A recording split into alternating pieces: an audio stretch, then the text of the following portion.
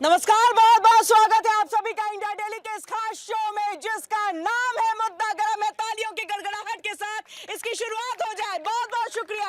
आप जनता का सपोर्ट बहुत महत्वपूर्ण है हमारे लिए और ऐसे में जनता के बीच में हम एक बार फिर से हाजिर हैं। जनता के मुद्दे को लेकर के आए हुए हैं। धरातल का ये मुद्दा है और ऐसे में सवाल केरल से उठ रहा है कि आखिरकार नमाज पढ़ने का सही तरीका क्या है।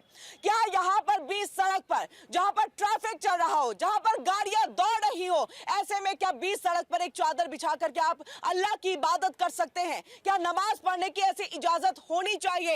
ऐसी कई तस्वीरें जो है देश के कोने कोने से हर बार सामने आती है। उसको लेकर के कई राज्यों में जो है कानून को भी यहाँ पर लागू किया गया है कि बीच सड़क पर आप नमाज नहीं पढ़ेंगे। आप अगर नमाज पढ़ेंगे तो मस्जिद में पढ़ेंगे, आप नमाज पढ़ेंगे तो छत पर पढ़ सकते हैं, आप अपने घर में नमाज पढ़ सकते हैं। तो ऐसे कई सवाल है जो जनता के मन में भी है और खास तौर से आप जब अल्लाह की इबादत करते हैं तो क्या इसका अधिकार है कि आप दूसरे की जान को खतरे में डालें अपने साथ साथ? ऐसे में यही सवाल अब उठ रहा है। हम अपने खास मेहमानों की तरफ रुख करेंगे, लेकिन उससे पहले जनता से भी हम यहाँ पर जो है इंटरेक्शन करके इसी सवाल को समझना चाहेंगे कि क्या ऐसा होना चाहिए या फिर इस पर कानून जो है पूरे देश के अंदर में लागू किया जाना चाहिए। हमारे साथ तारुफ करा देते हैं खास मेहमान में हाजी नाजिम जी है, पीस पार्टी के प्रवक्ता है। तालियों की गड़गड़ाहट के साथ इनका स्वागत हो जाए। और वही हमारे साथ रुपेंद्र दुबे जी है, पॉलिटिकल एनालिस्ट है। आपका भी सर बहुत बहुत स्वागत है। और चलिए जनता के बीच में जाते हैं। सबसे पहले तो जनता आप अपने लिए तालियां बजाइए। आप लोगों के लिए बहुत जरूरी है। जो जोश खरोश आपके अंदर में है वो शायद ही कहीं और देखने को मिलता है। और आज के मुद्दे जिस पर आपकी राय बहुत महत्वपूर्ण हो जाएगी। तो सबसे पहले आप बताइए, आपका नाम क्या है? मेरा नाम मोहम्मद मकबूल है। मैं मोहम्मद मकबूल जी, ये बताइए क्योंकि आप जब उसी कौम से हैं तो ऐसे में क्या नमाज इस तरह से अदा की जानी चाहिए? नहीं, रोड पे ठीक नहीं है, अलाउ नहीं होनी चाहिए। कहने का मतलब ये है हमारा कि मान लीजिए अभी नवमी होती है या दशहरा होता है या नवरात्रि के जब भी हम भंडारा करते हैं या कोई भी भंडार लगा के मेला लगाते हैं, वो भी तो गलत है ना। एक ही समझता है कि जब मान लीजिए मुस्लिम है, मैं खुद एक मुस्लिम हूँ, मैं बोल रहा हूँ मैं बोल रहा हूँ ये गलत है। नमाज घर में होनी चाहिए, मस्जिद में होनी चाहिए, रोड पे नहीं होनी चाहिए। रोड पे नहीं होनी लेकिन सबके लिए कानून एक जैसे बराबर होने चाहिए। नवमी भी रोड पे नहीं मनाना चाहिए। देखो, पहले नंबर तो जो आप लोग बोल रहे हो कि ये भंडारा जो होता है, ये तो भंडारा जो होता है, भंडारा प्रसाद जो बढ़ता है वो रोड पे बढ़ना चाहिए। और मेन चीज क्या है, अपने धर्म के लिए, जैसे आप नमाज पढ़ रहे हो, रोड पे नहीं पढ़ सकते। तुम ये गलत तुम्हारे लिए ही है। कभी भी भगवान का या अल्लाह का किसी का भी नाम लिया जाता है, वो एकांत में अपने घर पे लो या मस्जिद में लो, ये सबसे पवित्र जगह मानी जाती है। अभी बताओ, तुम अपने धर्म का अपमान कर रोड पे वो पढ़ रहे हो, नमाज ये गलत है ना? ये तो नहीं, लेटेस्ट नहीं पढ़ सकते। लेडीज के लिए पर्दा है हमारे, तो अपने घर पे तो वो लेडीज भी नहीं, जेंट्स भी नहीं होने नहीं, जेंट्स नहीं, उसके लिए एक जगह दी गई है तो वो अपनी जगह पे ही पड़ेगा, अपनी जगह में ही हाँ। फिर लेडीज के लिए तो फिर पर्दा है, वो तो फिर घर में। ना, सरदार जी ने हमें बोला अभी, जैसे मान लीजिए कि रोड पे नहीं होनी चाहिए, ठीक है, इनकी बात सहमत हूँ, मानता हूँ। जब ये जो रमरमी में जो वो जो लेके चलते हैं जुलूस हुड़दंग मचाते हुए रोडों पे, तब वो मतलब जान माल की खतरा नहीं होती। रामनवमी की बात कर रहे हैं। रामनवमी, काबर आदरा में तुम अपना अरे एक मिनट तुम अपना एक प्लीज यार मेरी बात तो सुनो। आप अपने जो निकालते हैं ताजी जन बोलते हैं, वो भी तो रोड पर निकलता है जी, निकलता। बात ये नहीं है, धर्म के बारे में बात मत करो। खाली क्या है, मेरी बात सुनो। सबसे मैंने यहाँ पर क्या था, कल क्या दिन है आप लोग पता है भाई? कल क्या दिन है भाई? किसी को पता कल का दिन क्या है? कल संडे है। कल कौन सा त्योहार है, प्रोग्राम है? परसों सवरात है। सवरात नहीं, कल के दिन क्या है? कल के दिन गुरु रविदास जी की जयंती है। तो हमें पता जो सबसे भारत के मेन आदमी थे, वो सबसे मेन आदमी थे भारत के। कभी इतिहास पढ़ के देखो या फिर अपना धर्म पढ़ के देखो, ग्रंथ पढ़ के देखो, पता लग जाएगा तुमको। तो यानी सड़क पर चीजें नहीं होनी चाहिए। आप आइए सर, सामने आइए। आप बताइए, क्या सड़क पर इस तरह से आप अल्लाह की इबादत कर सकते हैं और ये कहाँ तक जायज? और सबसे बड़ी बात है, सुरक्षा बहुत महत्वपूर्ण है। सबसे बड़ी बात है, कोई भी धर्म हो, कोई भी हो, ये सड़क पे इस तरीके से नहीं होना चाहिए। लेकिन जैसे ये कह रहे हैं कि एक समुदाय को टारगेट करते हैं हम लोग, ये समुदाय को टारगेट नहीं करते हैं, ये जानबूझ के किया गया करते हैं। ये कोई मतलब उनका कोई काम था, चलती रोड के बीच में नमाज पढ़ना, ये उसका कोई वो था ही नहीं, तुक्की नहीं था। लेकिन वो जानबूझ के किया गया, जानबूझ के भड़काने के लिए किया गया। दूसरे धर्म, अब हिंदू धर्म में अगर कोई भंडारा लगाता है या करता है, एक निश्चित स्थान उसका होता है, साइड पे, रोड के साइड पे होता है, किसी को कोई दिक्कत नहीं होती है। सिख धर्म में कभी आपने कभी देखा कोई गुरु ग्रंथ साहब को लेके सड़क के बीच में बैठ जाएगा, लेकिन उसकी पूरी मान्यता के साथ उसको किया जाएगा। ये मुस्लिम धर्म में ही ऐसे क्यों होता है? हर जगह शुक्रवार को सड़कों के बीच में नमाज, पार्क के बीच में नमाज। इस पार्क में जहां आप खड़े हैं, आज से 3-4 साल पहले यहाँ पूरा मेला लगता था शुक्रवार को। क्यों लगता था? क्या मतलब है यहाँ मेला लगाने का? आप अपने मस्जिद में करो, आप अपने वहाँ पे घर पे करो, यहाँ पे क्यों करते हो? लेकिन वो इस नई सरकार आने की वजह से थोड़ा सा उसका बदलाव हो गया, लेकिन यहाँ पर हुआ है। अच्छा, कोई कुछ सुना भी दीजिए। चलिए, राजनीति तो एक होती रहेगी, इन सब पे बातचीत भी होती रहेगी, कुछ सुना दीजिए। कोई शेरो शायरी, कोई सटायर अगर है कुछ सुना दीजिए। अच्छा, ये बता दीजिए, क्या नमाज इस तरह से सड़कों पर पढ़ा जाना चाहिए? नहीं होना चाहिए। तो क्यों, आपको क्यों लग रहा है? इसलिए कि पूजा पाठ अपना व्यक्तिगत मसला है, घर में पढ़ो, अपना मंदिर बना हुआ है, मस्जिद बना हुआ है, पूजा भी करो आप। तो घर में रोड पे नहीं होना चाहिए। पूजा पाठ भी, पूजा पाठ है। हाँ जी, क्या ये नमाज क्या लिखा गया है कहीं पे कि नहीं ये चीज यहीं पे होनी चाहिए? पूजा एक आस्था का विषय है, आपके चाहे हिंदू हो चाहे मुस्लिम हो, एक आस्था का विषय है ना। तो ये चीजें जो है बहुत सोच समझ के, अगर हम अपनी इच्छा से अगर हम कहीं भी नमाज अदा करते हैं या हम पूजा करते हैं, तो अपनी इच्छा थोड़ी ना, एक उसका स्थान होता है, हम वहाँ कर सकते हैं। ऐसे नहीं हम कहीं भी कुछ भी कर दें, कहीं पर भी कुछ भी कर दें। आप लोग कोई कुछ कहना चाहेंगे? अच्छा, कोई कुछ सुनाना चाहेगा, गाना कुछ भी, किसी की कोई मर्जी कुछ सुनाना चाहे जी? हाँ, हर इंसान का सम्मान है। बहुत सही, बहुत सही। आप कुछ सुनाना चाहेंगे? आप आइए, तालियां बहुत बजा रहे थे, कुछ बोल नहीं रहे हैं। आइए आइए आइए, सामने आइए जी। देखिए, ये नमाज पढ़ना भी गलत है और रोड पे पूजा पाठ नवरात्रि सब करना गलत है। सब धर्म के लिए अपने अपने मंदिर और मस्जिद बनाए गए हैं, करना ठीक है। अच्छा, वो कह रहे हैं कि कांवड़ यात्रा हो या फिर रामनवमी हो, तो उसमें भी तो काफी ज्यादा दूर दूर तक रैलियां टाइप से चीजें चलती हैं। देखिए, जो शुक्रवार की नमाज है वो 5 मिनट का होता है, जो रामनवमी है वो पूरा 1 महीना चलता है, सावन भी 1 महीना चलता है। इसमें बहुत सारा भीड़ लगता है। देखा जाए तो दोनों पक्षों के तरफ से गलती होता है। देखा जाए लेकिन एक कांवड़ यात्रा या रामनवमी की मैं बात करूं तो वो तो चलती हुई चीज है ना, वो रुक करके कहीं किसी ट्रैफिक को, या फिर उस समय तो पुलिस की भी व्यवस्था रहती है। तो क्या ये जायज, ये सही है, या इसमें और भी कुछ बदलाव की आप बात कर रहे हैं, सोच रहे हैं? जी, बदलाव की तो बात है, ये दोनों अपने धर्म के लोग मस्जिद में नमाज पढ़े या पूजा करे, ये सही रहेगा। देखा जाए तो चलिए, ठीक है, ठीक है। तो यहाँ पर हमारे साथ खास मेहमान संदीप मिश्रा जी भी जुड़ चुके हैं, पॉलिटिकल एनालिस्ट है, और वही हमारे साथ आलोक फर्जी जी भी जुड़ चुके हैं, बीजेपी के प्रवक्ता है। बहुत बहुत स्वागत है सर आपका, तालियां हो जाए। और चलिए, सबसे पहले हाजिर नाजिम जी, देखिए, पब्लिक के बीच में से हम ओपिनियन जो है वो लेकर के आए। जो सर्वे हमने अभी ये कुछ लोगों में किया, ये कह रहे हैं नमाज सड़कों पर नहीं होनी चाहिए। क्यों? मतलब कोई जरूरत है क्या? आप मस्जिद में करिए, आप घर पे इबादत करिए। हाँ, नहीं, बिल्कुल, देखिए, सही बात है। जनता ने कहा कि सड़कों पर नमाज नहीं होनी चाहिए, भी बिल्कुल सही बात है। हम जनता की बात का समर्थन करते हैं, लेकिन हवा एयरपोर्ट के अंदर अगर आप जाएंगे वहां पे भजन कीर्तन हो जाएगा, ये हम लोगों को कबूल है। रेलवे के कोच के अंदर वहां पे आरतियां हो जाएंगी, ये हम लोगों को कबूल है।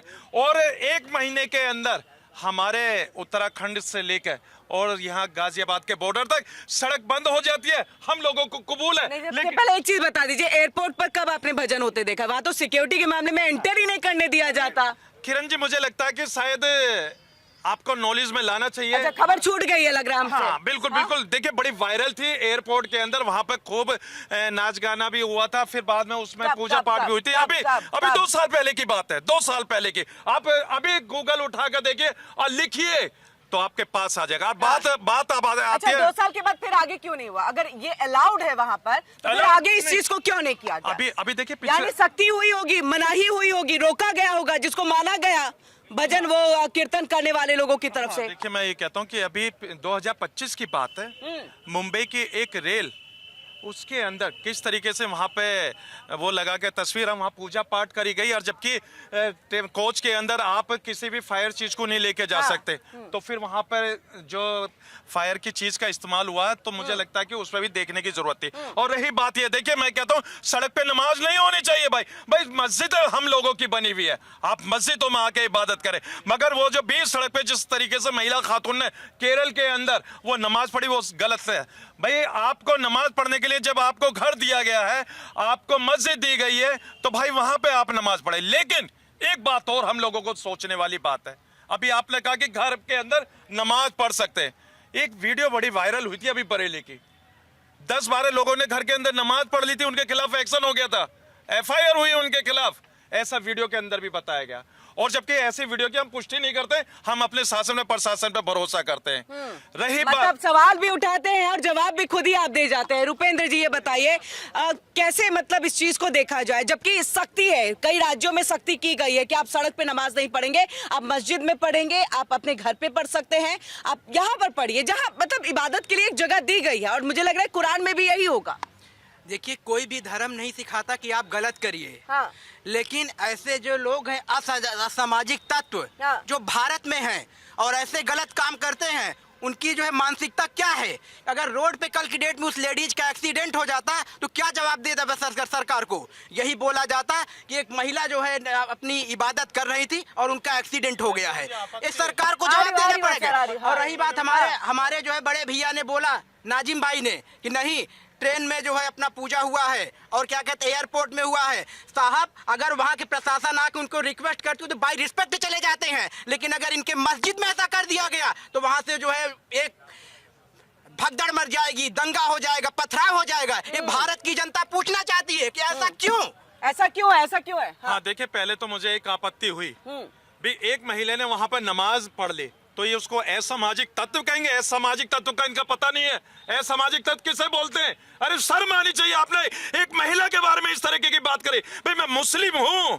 मैंने उनके इस बात का खंडन करा कि भाई उन्होंने बीच सड़क पे नमाज क्यों पढ़ी, जबकि उनके लिए घर है, मस्जिदें हैं, आप वहां जाकर नमाज पढ़िए। लेकिन अगर आप किसी भी मुस्लिम महिला को असामाजिक तत्व कहेंगे तो कहीं ना कहीं महिलाओं का भी इसमें अपमान है। इनको माफी मांगनी चाहिए इस तरीके की बात करके। जो गलत करेगा उसके माफी कैसे मांग ले मैम?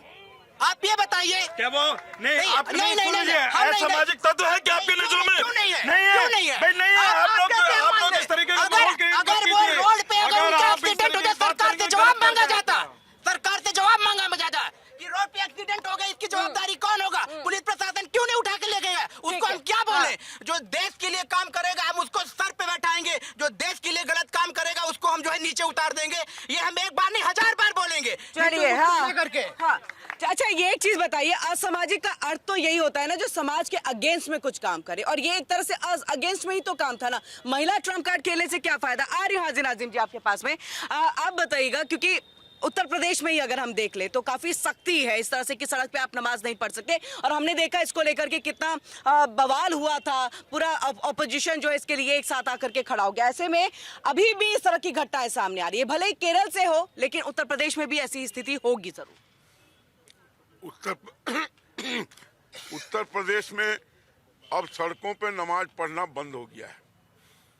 जो जगह हमने निर्धारित की है वहीं पर ये नमाज पढ़ सकते हैं।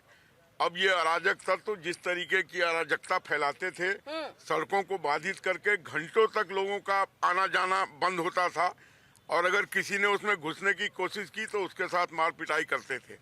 लेकिन योगी जी के राज में जब से हमने अतीक अहमद, मुख्तार अंसारी, आजम खान के मसूमों पर पानी फेर दिया है, उसके बाद से कोई हिमाकत नहीं कर सकता है कि किसी सड़क पे नमाज पढ़ ले। ठीक है, नमाज पढ़िए, हम आपके धर्म के खिलाफ नहीं है, लेकिन जो उसकी जगह है वहीं पढ़िए। कभी किसी हिंदू को देखा आपने बीच सड़क पर बैठ कर ढोल पीटते हुए या कोई वहां पर कीर्तन करते हुए? जबकि हमारी आबादी दो का उदाहरण दिया उन्होंने, एक तो ट्रेन में आरती करते हुए और दूसरा एयरपोर्ट का। देखिए, पता नहीं इनको सपने में कहीं कुछ नजर आ गया होगा तो मैं नहीं कह सकता हूँ, लेकिन मैं भी बहुत एयर ट्रैवल करता हूँ, मैंने कहीं नहीं देखा कि हाँ। एयरपोर्ट पर कोई ऐसा गाना बजाना हो रहा हो। हाँ। और अगर मान लीजिए कोई विशेष कोई बात हुई हो और कोई दल यहाँ से बाहर जा रहा हो भारत को रिप्रेजेंट करने, उसने अगर कहीं कर दिया हो परमिशन लेके तो मैं नहीं कर सकता। और रही बात ट्रेन की, तो मुझे यहाँ पर खड़े हुए सारे लोग ट्रेन में सफर करने वाले नजर आते हैं। आपने ट्रेन में देखा है कि कहीं ढोल वोल बजते हुए, आप पूजा पाठ करते हुए, अगरबत्ती जलाते हुए? मैंने तो नहीं देखा। ट्रेन का सफर तो मेरा भी हाजिर नाजिम जी। मैं आ रही हूँ संदीप मिश्रा जी आपके पास है। हाँ, शायद मुझे लगता है आलोक भाई भारत में नहीं रहते, हमेशा विदेशों की बात इनके माइंड में रहती है। भाई मैं भारतीय हूँ, भारत का रहने वाला हूँ, तो मैं भारत की बात करूंगा। इन्होंने हाँ बिल्कुल भाई, मैं कह रहा हूँ आप तो व्हाट्सएप यूनिवर्सिटी वाले ज्यादा ज्ञान वाले हैं, तो भाई आप बिल्कुल गूगल पर सर्च मारिए, वीडियो सर्च करेंगे तो आपको पूरा आंकड़ा पता चलेगा।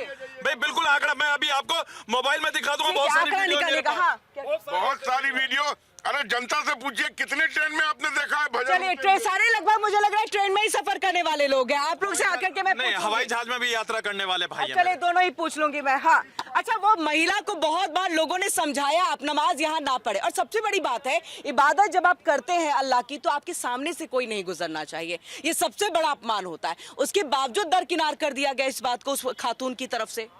किरण जी देखिए, एक बात मैं कहूं यहाँ पर, बात शुरू हो गई तो मैं उसको पूरा ही कर दूं। जी, जी। रेलवे में जब लोग यात्रा करते हैं तो इस बात को मैं स्वीकार करता हूं, और सब लोग इस बात को मानेंगे कि जब जनरल बोगी में जो एमएसटी पैसेंजर्स होते हैं, जो डेली चलते हैं, जो अपने साथ ढोल मजीरा लेके चलते हैं, अपने ईश्वर की इबादत करते हैं, भजन करते हैं, और इसमें किसी को आपत्ति करने का कोई हक भी नहीं है।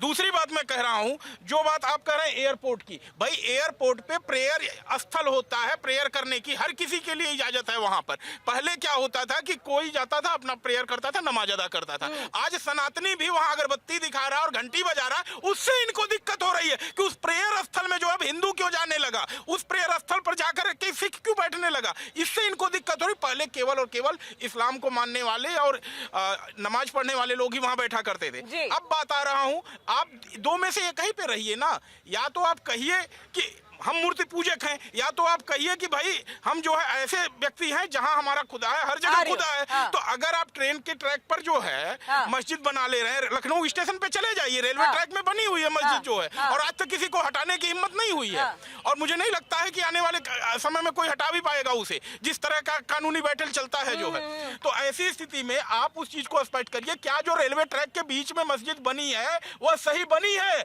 ऐसी मस्जिदें सही हैं हाजी नाजिम साहब? ये इसका जवाब दीजिए। और यही कि मतलब प्रेयर स्थल है वहां पर, आज अगर अगरबत्ती जल रही है तो आपको ऑब्जेक्शन है उस चीज से? हाँ, सुन लीजिए, अभी मिश्रा जी ने कही है, मैं आपको बता दूं।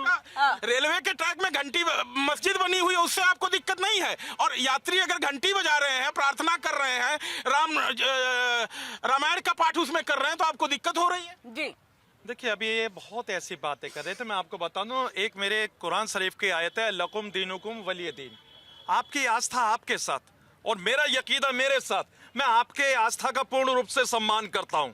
और देखिए, हम लोग अपने हिंदू भाइयों से दिल से लगाते हैं, हम लोगों को कोई दिक्कत नहीं है। भाई आपकी आस्था मूर्ति पूजा में है तो हम बिल्कुल सम्मान करते हैं, लेकिन अभी आपने क्या कहा कि अगरबत्ती लगाने से आप दिक्कत है, हम लोगों को कोई दिक्कत नहीं है। आप यहाँ इस पार्क में पूजा पाठ कीजिए, हम लोगों को कोई दिक्कत नहीं है, लेकिन नाजिम खान अगर यहाँ पे सजदा करेगा तो आप लोगों को दिक्कत हो जाएगी।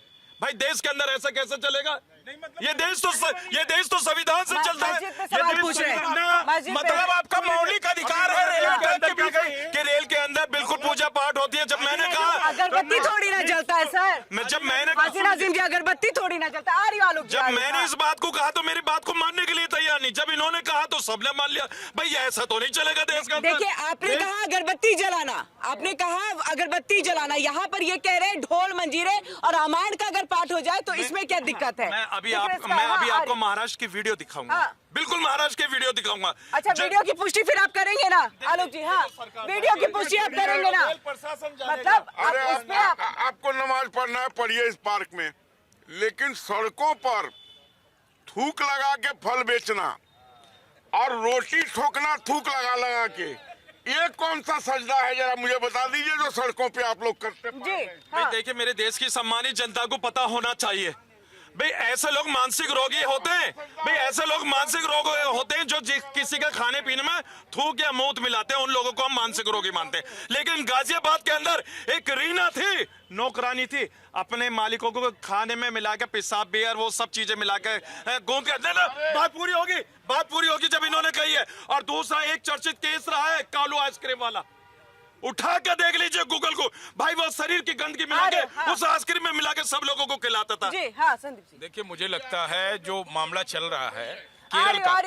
सुनिए जो केरल का मामला चल रहा है, इसमें एक जांच की आवश्यकता है, क्योंकि ये मामला कहीं न कहीं लगता है कि कहीं से उसकी फंडिंग हुई है, जिसके चलते वो पब्लिक डोमेन में एक अव्यवस्था का माहौल क्रिएट करना चाहती थी। और यह टॉपिक इसीलिए इस तरफ डिस्कशन होना चाहिए कि केंद्र सरकार को इसमें दखल दे करके उसके लिंक की जांच होनी चाहिए, कहीं वो किसी अंतर्राष्ट्रीय गिरोह का शिकार तो नहीं है। और दूसरी बात मैं यहाँ पे कह दूं, सभी लोग बात कर रहे हैं, देखिए हम लोग जो यहाँ पे खड़े हैं सारे लोग कानून से चलने वाले हैं, और हम जानते हैं कि जिस बात का सोल्यूशन इस पेन से हो सकता है, उस बात से रास्ता रोक करके रेलवे रेलवे ट्रैक रोक करके, अपने महिलाओं को धरने पर बैठा करके, अपने बूढ़ों को धरने पर बैठा करके या पटरियां उखाड़ के नहीं किया जा सकता है। और इसीलिए आज अभी देखिए, अभी कुछ दिन पहले, 2-3 दिन पहले ही यूजीसी पर सुप्रीम कोर्ट से स्टे हुआ। यूजीसी पर पूरे समाज में माहौल खराब था, सभी लोग उद्वेलित थे कि ऐसा कानून क्यों आया, इस पर क्यों कार्यवाही नहीं कर रही है राज्य सरकार जो है। लेकिन सुप्रीम कोर्ट से एक स्टे हुआ, कुछ विद्वान अधिवक्ता सुप्रीम कोर्ट में गए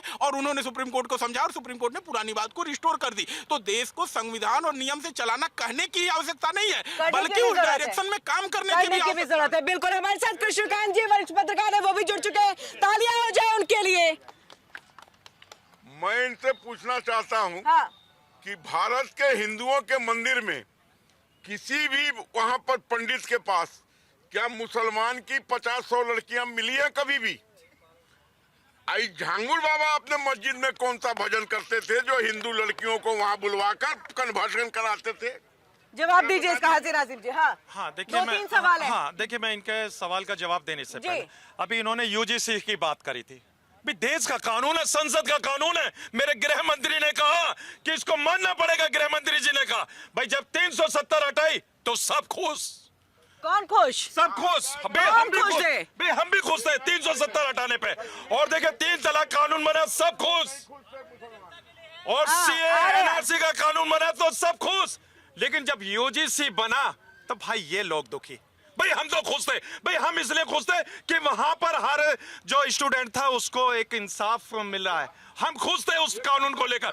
भाई ये बता दीजिए यूजीसी कानून बना तो वहां पर हमारे दलित बच्चे हैं और वहां पे और समाज के जो लोग थे वो क्या बिना भेदभाव सवर्णों के साथ गलत होगा, इसका कोई मतलब नहीं है जी। आप बोलिए, फिर मैं आ रही हूँ रुपेंद्र जी। आपको बड़ा दर्द हो रहा है हिंदुओं के बच्चों के लिए, हिंदू भाई मेरा तो भाई है। सुनिए, अरे भाई है, दिल से रेस्पेक्ट, अरे भाई है, हिंदू भाइयों के बच्चे मेरे अपने भाई है। भाई अगर उनको खून की अरे भैया खून का जरूरत है। झांगुर बाबा के यहाँ दिन में भैया, रात में सैया कौन करवा रहा था? जरा बता दीजिए, ये कौन करवा रहा था? हाँ देखिए भाई, अब देखिए यहाँ भाजपा के प्रवक्ता आपके सामने एक्सपोज हो गए। जितनी भी वो महिलाएं थी मेरी हिंदू बहन बेटियां थी, उनको किस तरीके से ये शर्मसार कर रहे हैं, किस तरीके से शर्मसार कर रहे हैं। मैं ये कहना चाहता हूँ झांगुर जो है बिल्कुल जल्लाद है झांगुर भाई। हमने तो खड़े शब्दों में मजे मत करी। और जो मेरे हिंदू बहन बेटियों को बहलाता फुसलाता है तो भाई वो मेरे मजहब इस्लाम से नहीं हो सकता। और सुन लीजिए, कुरान शरीफ की आयत, सब बात पूरी होगी, पीस पार्टी की बात पूरी होगी। मैं कहता हूँ कुरान शरीफ की आयत तिलका रसूल 3 पारा है, उसमें आयत नंबर 256 ला इकरा फिद्दीन, सर्च कर लेना मेरा भाई, उसमें बाकायदा ये लिखा हुआ है किसी का भी आप जबरन धर्म परिवर्तन नहीं करा सकते। मानते कितना है, मानते कितना कुरान मना कर रहा है। वहाँ लड़कियों के साथ लगातार बलात्कार किया जा रहा था, उनका अबॉर्शन कराया जा रहा था, उनका धर्मांतरण कराया जा रहा था, और आप कह रहे हैं कुछ नहीं कराया जा रहा था। अरे योगी का राज है, करोगे तो भरोगे। देखिए सुन लीजिए भाई, देखिए उत्तर प्रदेश के मुख्यमंत्री आदित्यनाथ योगी जी है, मैं दिल से सम्मान करता हूं और अल्लाह से दुआ करता हूं कि योगी जी की उम्र 10 गुना हो जाए, 10 गुना हो जाए। लेकिन मुख्यमंत्री भी रहे। हाँ सुन तो लीजिए, मुख्यमंत्री भी रहे, ये भी दुआ करेंगे। अजी मैं तो कर लीजिए ना ये भी दुआ। मैं तो चाहता हूँ कि इतनी लंबी उम्र हो कि लंबी उम्र के साथ मुख्यमंत्री भी रहे, देश का नेतृत्व करने के लिए या प्रधानमंत्री। तो बोलिए डायरेक्ट। अब सुन लीजिए,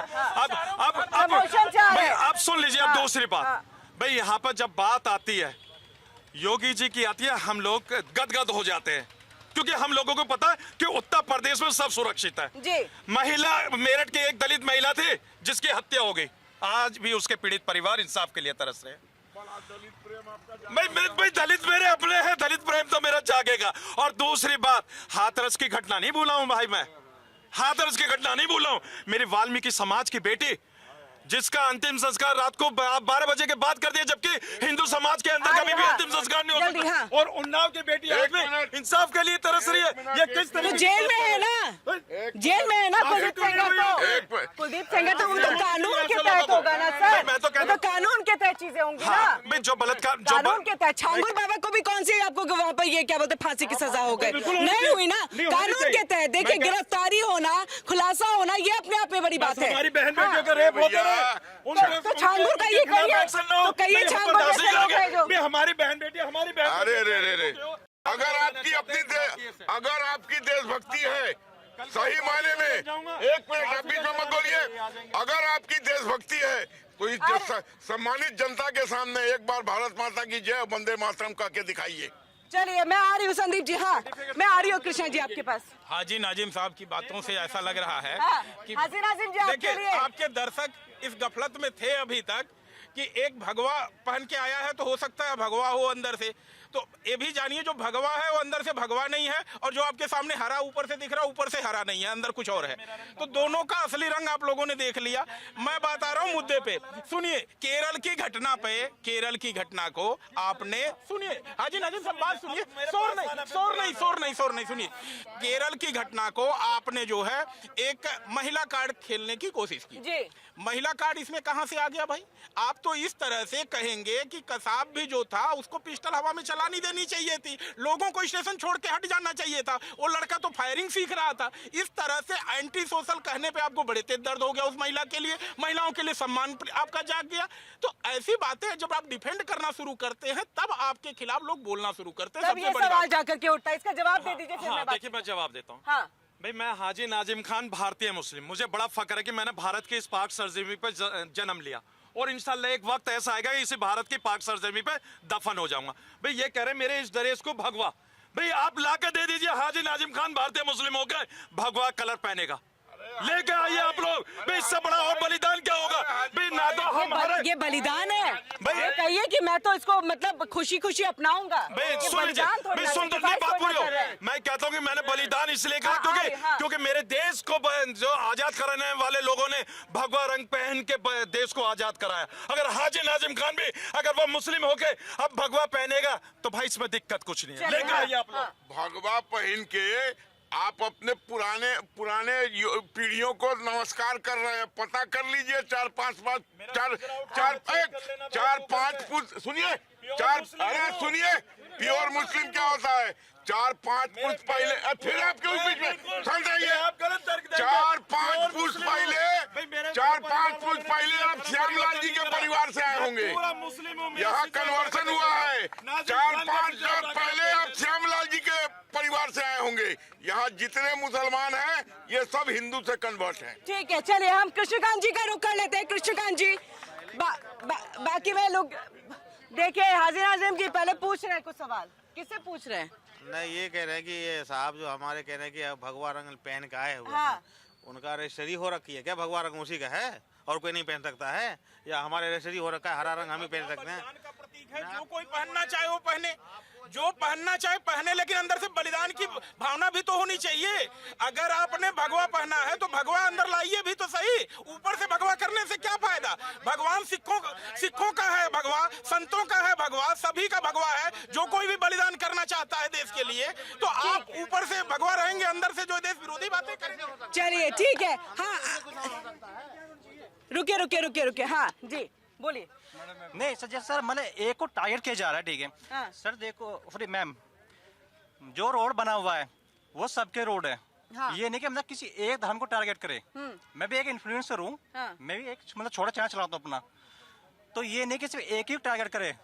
नहीं ये टारगेट की बात नहीं है। एक मिनट मेरा सवाल सुन लीजिए, ये टारगेट की बात नहीं, चलती सड़क है, ट्रैफिक चल रहा है, गाड़ियों की भरमार है वहां पर, और 20 सड़क पर लोगों ने समझाया भी, लेकिन 20 सड़क पर वहां पर चादर बिछा करके आपने नमाज पढ़ना शुरू कर दिया। आपकी जान को खतरा, साथ में बाकियों की जान को खतरा, क्या ये सही है? इसमें टारगेट का सवाल तो आता ही नहीं ना। जिसे एग्री करता हूँ हाँ। कि वो गलत है, प्रॉपर गलत है। हाँ। जितना नमाज पढ़ना गलत है उतना और कार्यक्रम भी होना गलत है। चाहे वो कोई भी धर्म हो, मैं किसी एक धर्म को एक्सपोज नहीं करूंगा। हाँ। क्योंकि रोड सिर्फ चलने का बनाया हुआ है। अभी सर ने बोला 20 सड़क पे कभी भी अगरबत्ती जलते हुए पूजा करते हुए लोगों को देखा है? देखा है। कहाँ पर? मैं टाइम करता हूँ 20 सड़क में मैं देखा है। मैंने कहाँ पर अगरबत्ती बने हुए हैं?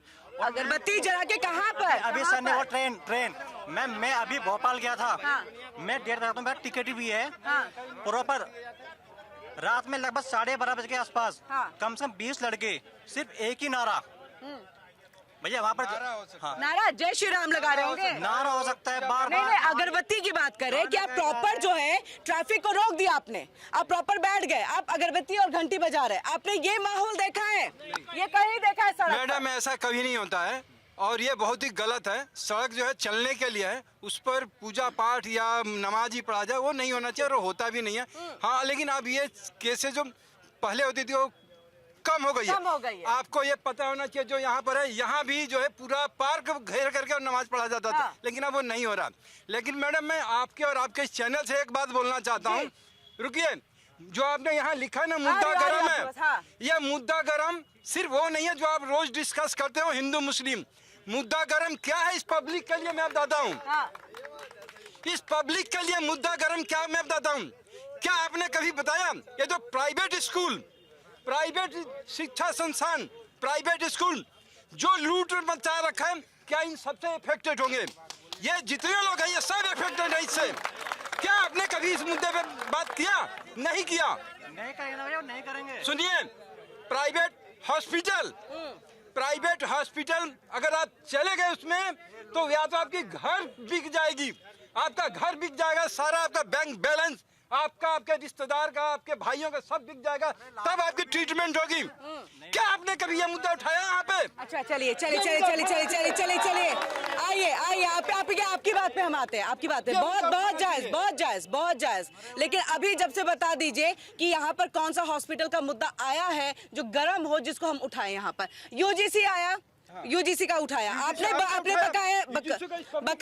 अरे बाबा, इस मुद्दे को बात करने के लिए उठाया जिसपे आपने भी बात को बात रखा, अपनी बात को रखा ना। यूजीसी रहा ना, सुप्रीम कोर्ट में मैटर था ना। तो जब मुद्दा जिस दिन का होता है उस दिन उसी मुद्दे को उठाया जाता है। सुनिए यूसीसी, आप सुनिए सर, आइए सर, सुनिए सर, आप ना 24/7 है। सुनिए पहले मेरी बात, यूसीसी का मुद्दा आया, 1 साल बीता, उस मुद्दे को उठाया, आपने भी उस पर बात कही कि नहीं कही? तो फिर लेकर के तो आइए, हॉस्पिटल की ऐसी कोई घटना निकले तो सही, उसको तो हम उठाएंगे ना। पुरानी खबर पे थोड़ी ना चीजें होंगी। इस पब्लिक के सामने बताता हूँ, प्राइवेट स्कूलों में मिनिमम फी कितनी है? अरे मैं पूछ रही हूँ, अभी का खबर बताइए ना, अभी की खबर के साथ। एक मिनट, इन्होंने इसको छोड़ दी। इन्होंने अभी एक बात बोल ली है कि हिंदुस्तान की सरजमी पे इन्होंने के वो लिया है, मतलब जन्म लिया है। आप हिंदुस्तान की बात कर रहे हो, ये जितने भाई साहब खड़े हैं, कोई भी हो, आप किसी को जानते हो नहीं जानते, ये सिर्फ हिंदुस्तान में रहे, लेकिन ये हिंदू हो या मुसलमान हो, है तो हिंदुस्तान की धरती पे। तो आप जब भारत की सरजमी पे हो तो आप भारत माता की जय क्यों नहीं बोलते? देखिए भाई, सुन लीजिए भाई, जब हम रोजगार की बात करते हैं तो ये भाई दूसरे मुद्दे पे आ जाते हैं। भाई हम बात करते हैं 2 करोड़ प्रतिवर्ष नौकरियां देने के लिए जो इन्होंने भाजपा ने कहा, मतलब बात को घुमा दिया, पब्लिक के बीच का सवाल उठाया। हम चाहते हैं कि महिलाओं की सुरक्षा की बात हो, और हम देखिए महिला की सुरक्षा, महिला को मना किया गया, खातून को मना किया गया, मानी नहीं। अब किरण जी, मैं चाहता हूं कि मेरे देश की जनता जो मेरे बेरोजगार हो रही है, मैं चाहता हूं कि सरकार उनको रोजगार दे। उत्तर प्रदेश के अंदर 69,000 उर्दू शिक्षकों की बहाली कर दी। 69,000 उर्दू शिक्षकों की। भाई साहब कहते हैं कि हम हिंदुओं को गले लगाते हैं, कश्मीर में पूछ के हिंदुओं को गले लगाया तो पैंट उतरवा के गले लगाया था क्या? ये भाई इधर आ जाइए। अभी आपने कहा कि भाई देखिए, अगर वो जो आपने पाकिस्तान के जो आतंकी आए पहलगांव के अंदर जो घटना घटी, उसका हम लोगों को बड़ा दुख है। भाई आपको बता दूं, वो पाकिस्तान से जो आतंकी आए वो इंसान की शक्ल में हैवान थे, लेकिन अपने हिंदू भाइयों को बचाने के लिए वहां इंसान की शक्ल में मुसलमान थे। अब एक बात और मैं कह दूं आपको बड़ी जिम्मेदारी के साथ, भाई हमारी अपनी बहन सोफिया कुरैशी और व्योमिका सिंह ने पाकिस्तान के आतंकी संगठनों को नस्ते नाबूद कर दिया, लेकिन भारत में उनको क्या इनाम मिला कि ये आतंकी बहन है। भाई क्या देश के अंदर यही चलेगा? यही चलेगा? देश के अंदर नहीं चलेगा। देश के अंदर देश चाहता है आपस में प्रेम, और पीस पार्टी चाहती है कि आप हम सब मिलकर एक साथ रहें और इस मुल्क को आगे लेके। लेकिन हाजिर नाजिम जी बार-बार बताइए, ये बार-बार व्योमिका सिंह और सोफिया कुरैशी की यहाँ पर बात करते हैं, लेकिन बड़ा सवाल यही कि एक किसी भाजपा के नेता ने बोला, उनके खिलाफ कार्रवाई भी हुई, यानी कि उनको कम से कम इसके लिए डांट फटकार भी लगी, क्योंकि खुद प्रधानमंत्री इस मामले में जो है संज्ञान ले रहे थे। अब बड़ा सवाल ये, बाकी जनता तो उनको हीरो मानती है ना, बाकी जनता तो जानती है कि उन्होंने क्या किया देश के लिए। क्या उस मुद्दे को यहाँ पर इस तरह से भुलाया जाना चाहिए? देखिए, इन मुद्दों पर आने से पहले मैं ये कहना चाहूँगा, आज का मुद्दा आपका ये था कि बिल्कुल आवागमन वाले जगह पे नमाज पढ़ें या नहीं पढ़ें। सवाल ये होना चाहिए, हम अभी हिंदू मुसलमान करने नहीं आए, पहलगाम की बात करने नहीं आए। तो इसमें है कि जो अभी इसको अगर कैटेगराइज किया जाए, हमें 3 चीज़ों में बांटा जाए, तो जो मोटर व्हीकल एक्ट है उसके तहत और प्रशासनिक जो दिक्कतें होती है जिससे कि आवागमन लोगों को, इसके लिए ये रोका जाता है कि आप सार्वजनिक जगह पर नमाज नहीं पढ़ें। इबादत करने की छूट है, नमाज पढ़ें आप, उसको और ओपनली नहीं किया जा सकता है। आप एक बंद जगह पर मस्जिद में करें, जो पवित्र जगह है वहाँ पर करनी चाहिए। और दूसरी बात यह है कि इस तरह की चीज़ें न केवल अभी केरल पलक्कड़ में हुई है, बल्कि दिल्ली में भी आपने देखा कि लोग रोड पे आके नमाज पढ़ने लगते हैं। तो ये विकृत मानसिकता की बात है कि ऐसा नहीं होना चाहिए। धर्म भी का मतलब ये नहीं कि वो बिल्कुल एक शो होना चाहिए कि कहीं भी आप कुछ भी कर लो। आपको लिए जगह बनी हुई है, मंदिर है, मस्जिद है, वहाँ जाए, या गुरुद्वारे बने हुए हैं, या आप चर्च बने हुए हैं, वहाँ जाके आप इबादत करें। इस तरह का करने का मतलब है कि एक तरह से लोगों को आप बरगला रहे हैं। ये विकृत मानसिकता को लोगों पर थोपने का प्रयास है, बात केरल की हो या बात दिल्ली की हो, इससे हमें बचना चाहिए। जी अच्छा, संदीप जी इस बात को उठा रहे थे रुपेंद्र जी की फंडिंग भी जो है वो हो सकती है अव्यवस्था फैलाने के लिए। क्या आपको भी ऐसा लग रहा है? अच्छा, हाजी नाजिम जी को भी कहीं जाना था इसलिए वो हमारे बीच से निकल गए हैं, लेकिन उनका शुक्रिया हम अदा करेंगे, उन्होंने जबरदस्त जो है यहाँ पर अपनी बातों को रखा। देखिए मैम, फंडिंग होती ही है। 1947 में हिंदू मुसलमान मिलकर भारत को आज़ाद कराए थे। लेकिन अब ऐसा माहौल बना के कुछ विदेशी आक्रामक लोग आके यहाँ पे फंडिंग कराते हैं, इसीलिए हिंदू मुस्लिम होता है। और यहाँ पे जैसे झांगुर बाबा जैसे अकाउंट में आते हैं। हमारे भाईजान चले गए हैं, ठीक है, मैं उनकी रिस्पेक्ट करता हूँ। 370 का उन्होंने बड़ा जो है पूर्ण जोरदार किया कि हम सिर्फ सपोर्ट करते हैं। 370 को करते हैं, 3 तलाक को करते हैं। तो साहब, कश्मीर में बीजेपी की एक सीट भी क्यों नहीं आई? ये भारत की जनता पूछना चाहती है। कश्मीर में एक सीट ऐसा क्या हो गया जब भारत की जनता ने उनको जो है, बीजेपी सरकार उनको 370 हटाया, 3 तलाक को हटाया, तो कश्मीर में एक सीट भारत की बीजेपी की क्यों नहीं आई? ये भारत की जनता जानना चाहती है। अब कहेंगे नहीं, हम तो सबका साथ देते हैं और सबका विकास की बात करते हैं, हिंदू मुस्लिम नहीं करते। हिंदू मुस्लिम क्यों नहीं है? कश्मीर कितनी सीटें हैं, उसमें से साहब अगर एक सीट भी योगदान दे देते ना तो बड़ी खुशी होती। लेकिन सोचना पड़ेगा। 370 की नाराजगी थी जो नहीं मिला उनको एक भी नहीं। देखिए, इनकी मेंटलिटी खराब है मैम। एक समुदाय की आप ये कह सकते हैं कि चुनाव बीच क्या हिंदू मुस्लिम देख के भारतीय जनता पार्टी ने बनाया था, जो सबके साथ सबके विकास में योगदान दिया। 370 हटा क्या हिंदू मुस्लिम को उसमें कोई वो था? चुनाव बीच बनाया क्या सिंगल के लिए बनाया? इनकी मेंटलिटी खराब थी। एक सीट भी साहब अगर योगदान दे देते ना तो बड़ी खुशी की बात होती, नहीं कि मुसलमान भाई हमारे साथ खड़े हैं। लेकिन सिंगल सीट कश्मीर में नहीं आई। और दूसरी बात, हमारे भाईजान अभी एक बात और निकल के गए, असामाजिक तत्व। असामाजिक तत्व क्यों नहीं बोलेंगे मैम? हमारे देश की आजादी में ना जाने कितने माताएं और बहनों ने योगदान दिया था, लेकिन उनका नाम नहीं आएगा। अब अबानी बानो बेगम, बेगम जोहरा अंसारी, हजारा बेगम, निसादू निस्रा, बेगम अनीस किदवई, ये सब हमारी देश की माताएं बहनें थी जो देश की आज़ाद कराने में अपना योगदान दिया था। उनका नाम नहीं लेंगे, लेकिन ये नाम ले लिया कि एक लेडीज अगर उस पे आ गई तो उस पे कहते कि नहीं असामाजिक तत्व बोल दिया। 2-4 बार शाहीन बाग की भी जिक्र कर दिए होते। शाहीन बाग का भी जिक्र कर देते। हाँ, बिल्कुल सही, माताएं बहनें भी बैठी थी। बिल्कुल सही कह रहे हैं। हाँ, तो थोड़ा शाहीन बाग का भी योगदान बता दिए होते तो ज्यादा बेहतर था जो है। तो बात क्या है कि एक ऐसी चीज को डिफेंड करने की कोशिश की जा रही है जिसको एक सिस्टम, एक संविधान प्रेमी लोग, सही मायने में जो लोग होंगे, व्यवस्था प्रेमी जो लोग होंगे, वो लोग उसको स्वीकार नहीं करेंगे। कोई भी नहीं चाहेगा कि हम सुबह से गाड़ी लेके निकले और कोई बीच रास्ते पे बैठ करके इस तरह का कोई काम करे। तो इसकी मजम्मत करनी चाहिए बिना किसी इफ एंड बट के, सीधी सी बात। अच्छा, कोई भी आप लोग जो प्रवक्ताओं से सवाल यहाँ पर पूछना चाहते हैं अपनी बात को जरूर रखिएगा। जी आइए। हाँ, मेरा सर से एक क्वेश्चन था। मैं रुपेंद्र जी से सर के क्वेश्चन का जवाब दे रहा हूँ। सर बोल रहे थे कि आपकी एक सीट नहीं आई, आपकी बीजेपी की एक झंडा नहीं सीट नहीं गई। सर, कश्मीर में, जम्मू में बीजेपी का झंडा उठाने वाला कोई नहीं था। आज बीजेपी ने वहाँ पे 2.5 साल सरकार भी चलाई और बीजेपी आज भी विपक्ष की पार्टी बनी हुई है। कम से कम 29 से ज्यादा विधायक उनके पास आज भी। आप कैसे कह रहे हो कि एक सीट नहीं आई? कौन मतलब अगर मतलब मैं बता रहा हूँ ना, अगर मतलब सांसद नहीं बने, अगर सांसद नहीं बने तो उसका मतलब ये थोड़ी नहीं कि सीट नहीं आई। आज भी मेन विपक्षी पार्टी कौन है वहाँ पे? बीजेपी है। 29 विधायक उनके पास में। और वहाँ की जो महबूबा मुफ्ती हैं, जो मुख्यमंत्री हैं, उनकी भी तो पार्टी हारी, वो तो धारा 370 का समर्थन भी करते हैं। पूर्व मुख्यमंत्री थी वो वहाँ पर। जी हाँ, हमारे जनता है, ये जनता ही देश का प्रधानमंत्री बनाते हैं। या फिर हो सकता है बड़े भैया कह रहे न्यूज चैनल है। मैं जम्मू कश्मीर की बात नहीं कर रहा हूँ, मैं कश्मीर की बात कर रहा हूँ। कश्मीर की ये बात कर रहे हैं। खत्म हो गई। मैं कश्मीर की बात कर रहा हूँ। आप बेस्किट बताओ कौन है विधायक वहाँ का, आप नाम बताओ। आप छोड़िए, किसने, क्या मुसलमान बीजेपी ने हिंदू मुसलमान देख के किया था कि हम नहीं के 370 हटाए? तो उसमें क्या था? चिनाब बीच बना के हिंदू मुसलमान करके बताया है। मैं जम्मू कश्मीर की बात नहीं, मैं साहब कश्मीर की बात करूं। कश्मीर की बात करें, बिल्कुल बिल्कुल, इस पे बात रखिए अपनी। आइए। सबसे ज्यादा अगर मुसलमानों को डरा कर रखा है ना, तो वो कांग्रेस पार्टी ने और जितनी विपक्ष की पार्टी है बीजेपी से। बीजेपी ने जितनी भी योजना निकाली, क्या बीजेपी ने ऐसा कोई भी योजना है कि जिसमें हिंदू मुस्लिम करा हो?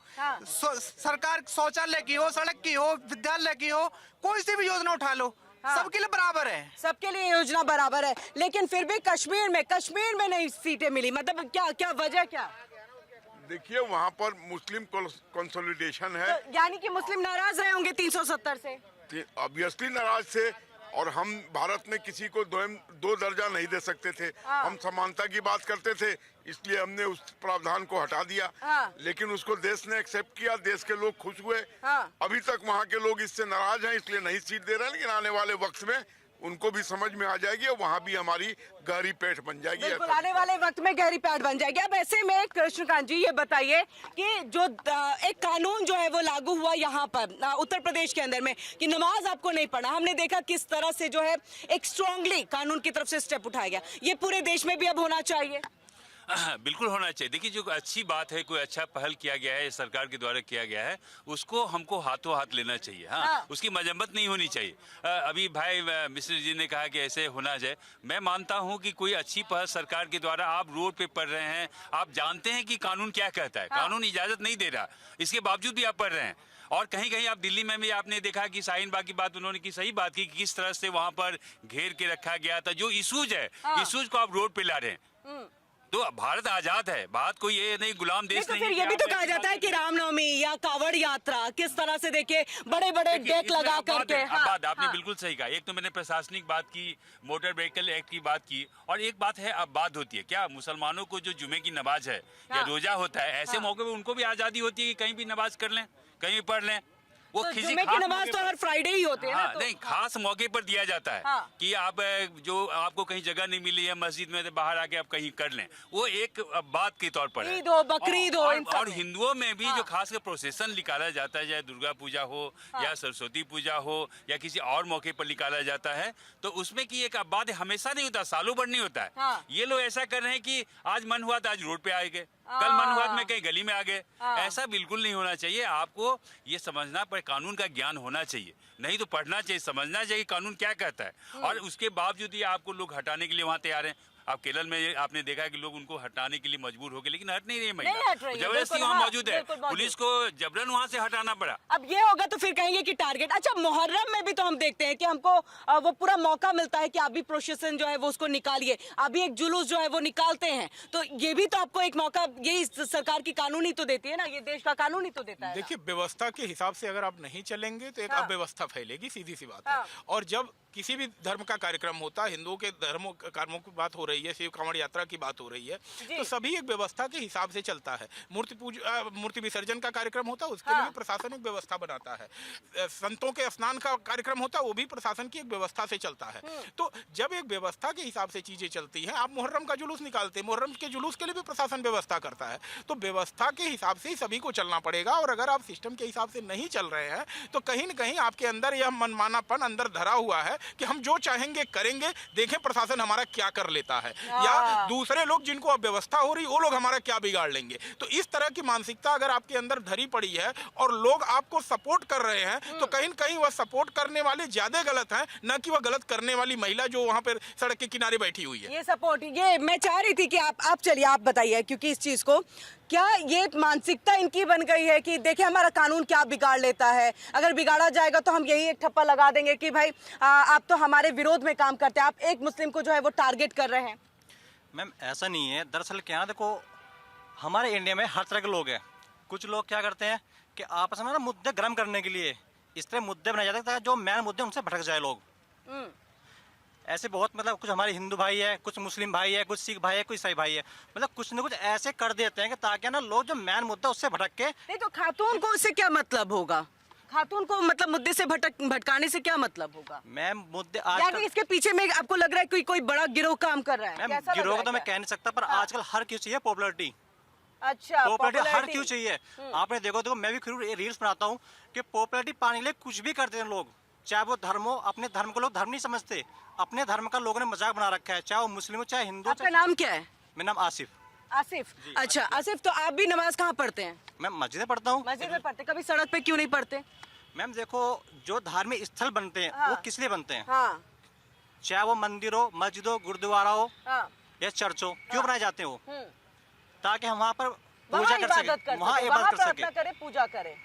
क्योंकि बाहर पढ़ना सही नहीं, मैं खुद ही मानता हूँ। आपको पॉपुलैरिटी चाहिए तो आप क्या काम करते हैं? आप रील्स बनाते हैं ना, तो यही चीज होनी चाहिए ना। और इसी पे तो बातचीत चल रही है कि फिर नमाज पढ़ के पॉपुलैरिटी लेने का क्या मतलब है, वो भी बीच सड़क पे। वैसे भी आजकल मैम सबको बता के हमारे इंडिया में क्या चल रहा है, क्या चल रहा है? सबको चला कि हाँ कि सिर्फ हिंदू मुस्लिम मुद्दा सिर्फ यही चल रहा है, बाकी और बहुत सारे मुद्दे हैं उन पे कोई ध्यान नहीं देता। सिर्फ देखो इसका जवाब संदीप जी देंगे। उन खातून ने भी सिर्फ यही किया हाँ कि जो मैन मुद्दे हैं उनसे भटका के, हो सकता है पीछे कोई गुरु हो, किसने बोला हो ऐसा, पैसे मिले हो, फंडिंग। अच्छा, फंडिंग आपको भी लग रहा है? हो भी सकता है, कुछ भी हो सकता है मैम। चलिए आसिफ, आपकी इसी बात का कि आज के वक्त में हिंदू मुस्लिम चल रहा है। संदीप जी, ये आपका फेवरेट है? देखिए, हिंदू मुस्लिम अब होता रहेगा, यह बंद नहीं होने वाला है।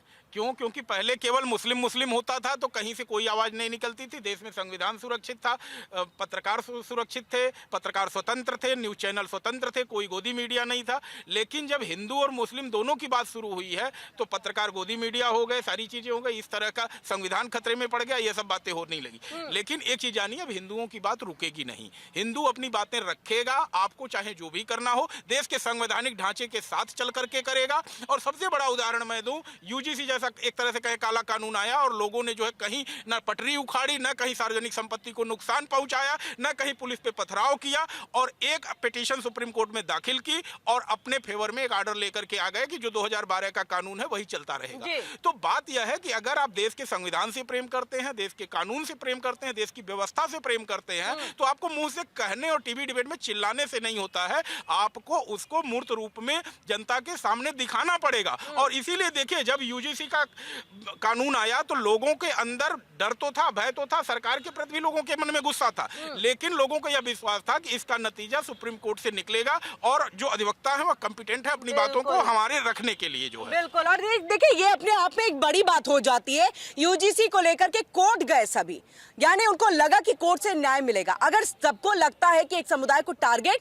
आप कोर्ट जाइए, आप ना कि इस तरह से कानून को जो है कहीं ना कहीं आप एक तरह से साइडलाइन कर रहे हैं, धता बता रहे हैं कि हम तो कानून को मानेंगे ही नहीं, हम सड़क पे ही नमाज पढ़ेंगे। तो ये बिल्कुल गलत है, ये संविधान के विरोध है, ये लोकतंत्र के विरोध में चीजें आती है। और सबसे बड़ी बात, अब अपनी जान के साथ साथ बाकियों की जान को भी साथ में खिलवाड़ उसके कर रहे हैं। बहुत बहुत शुक्रिया आप सभी का हमारे साथ यहाँ पर जुड़ने के लिए और खास मुद्दे पर बातचीत करने के लिए। जनता का भी बहुत बहुत शुक्रिया, वो भी हमारे साथ जुड़ी और तमाम बातें उन्होंने बेबाकी के साथ यहाँ पर रखा। रुकेंगे एक छोटे से ब्रेक ले। इंडिया डेली पर खबरों का सिलसिला लगातार जारी है।